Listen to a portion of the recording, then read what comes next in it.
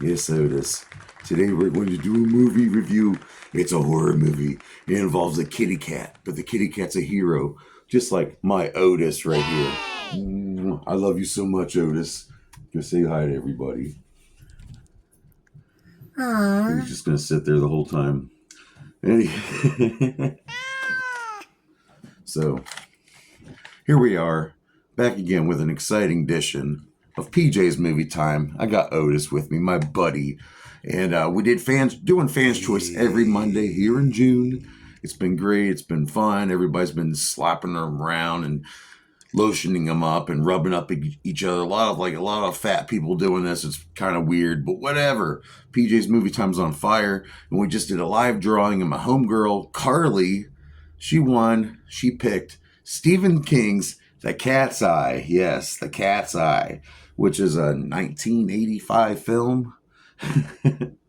It's one of Stephen King's early adaptations.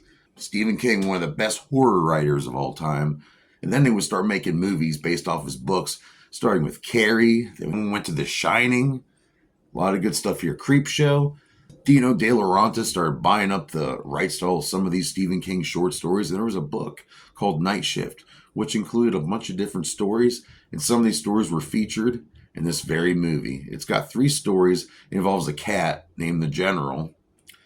And each story is very different from the other one. But they all tie together with this kitty cat who's really cute and awesome. And he's a freaking badass cat, too. He dodges traffic. He fights an evil troll. He escapes an electricity-ridden room. So thank you, Carly, for picking The Cat's Eye. This is a good one, all right? It's directed by Teague, who also did movies like Jewel of the Nile and also another Stephen King adaptation, Cujo, which is a great movie I also enjoy.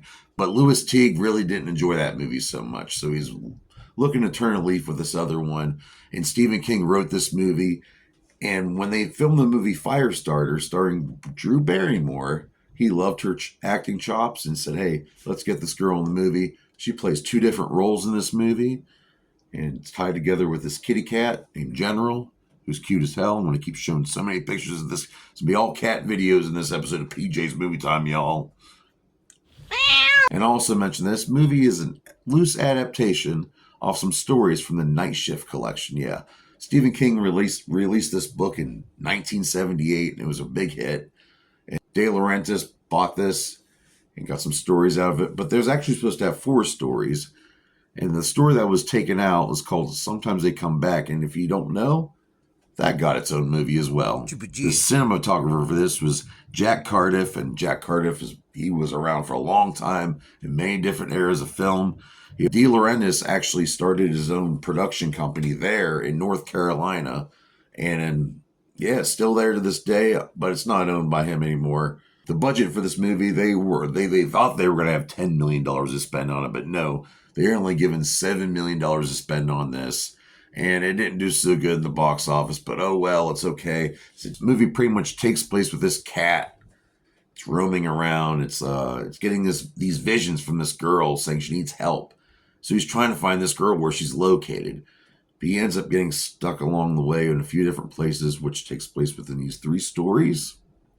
And there are a lot of Stephen King Easter eggs in this. You get to see Cujo, Christine the car. A lot of cool stuff here. I didn't notice this stuff at first, but now each time I go back and rewatch this, I seem to notice it more each time. First story, the cat encounters. Well, it's called Quitters Incorporated. Did you have a bad habit of smoking cigarettes? Really hard to quit, huh? Well, this movie here, it's about this guy named Dick Morrison, played by James Woods. Yeah, crazy James Woods. He wants to quit smoking. For his wife Cindy, his daughter Alicia, who is played by Drew Barrymore, and his wife Cindy is played by Mary Darcy. Well, he finds out about this company that makes you quit your bad habit, Quitters Incorporated. And the doctor behind it, Dr. Donati, played by Alan King. Alan King is really good in this movie. It scares the shit out of me.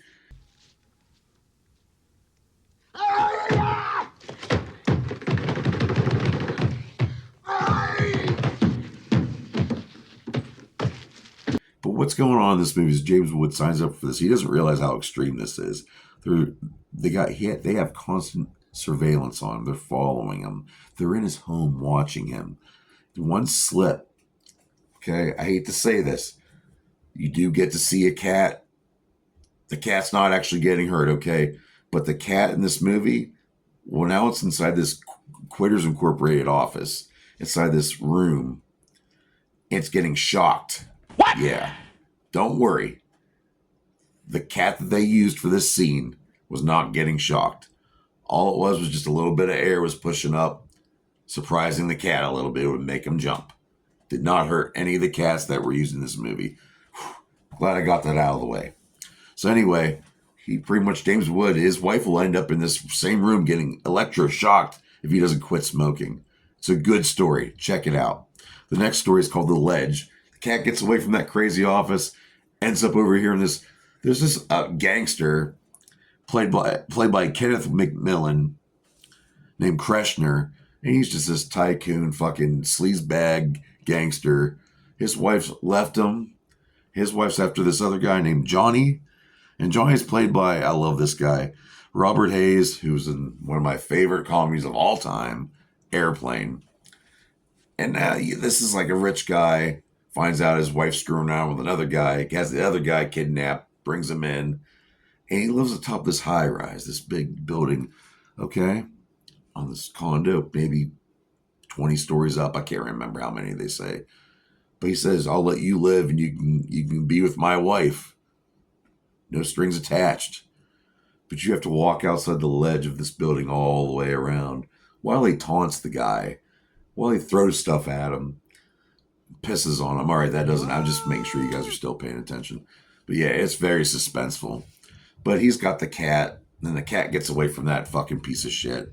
And our last story, called General, finally makes it to the little girl. He's been having all these visions of her screaming for help. This girl has an evil troll living in her walls, people.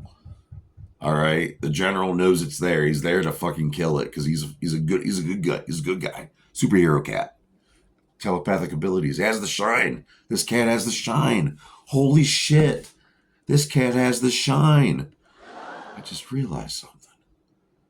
Animals can have the shine too in the Stephen King multiverse. All right, well, anyway. So you end up getting to see a cat fight a little evil troll. It's really cool. Drew Barrymore plays a little girl in that. Great movie, though. Some really cool music was picked for this. They wanted to use the Police's song, Every Breath You Take, but they couldn't get all the money, so they were able to do a knockoff version of it. But it was a really cool scene featuring that song. And Alan Silvestri did the theme of this movie, which is kind of iconic in a way. And he would go on and do a lot of music for a lot of big-time movies. The original title for this trilogy was not supposed to be Cat's Eye. They weren't even going to use a cat. It was going to be called Fright Night, but we all know that would end up going on to become one of the greatest vampire movies ever made. The cat used for this, well, there were 12 cats used for this because they had to use food to get these cats to perform their scenes. And, you know, cats, as much as they like to eat, they can only eat so much. So they had to keep using different cats for the scene. But look how cute this kitty. These kitties were so awesome. Oh, I love them so much. The evil troll design looks really cool. It took a lot of puppeteers to make that face look. And if you look at this scene, you can tell it's a little person in this outfit. And the whole evil troll look was designed by Carlo Ramaldi, who also worked on the E.T. movie. Well, this big set that they built the set really big, extra large chair, extra large bed. I think it got a Guinness World Record for how big the bed was. And then, yeah, so that's really cool. A lot of dedication we might as well call it a B movie.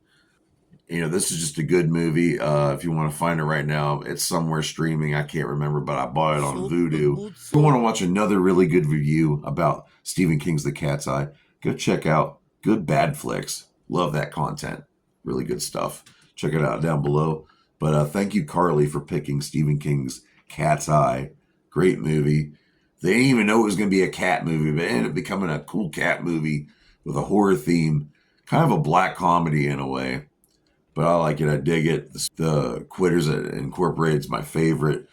the guy walking around the edge, very suspenseful, and that really cool that troll versus cat battle is a little tacky looking now, but I freaking love it. So what do I rate Stephen King's The Cat's Eye? I'm going to rate it 3 out of 5 dog dicks. That's a good rating. So join me here next week on PJ's Movie Time. It's going to be Fan's Choice. This Saturday I will do another live drawing. And if your movie gets picked, your name gets picked, you win a fucking prize, motherfucker. So I will see you ninjas here next week on PJ's Movie Time.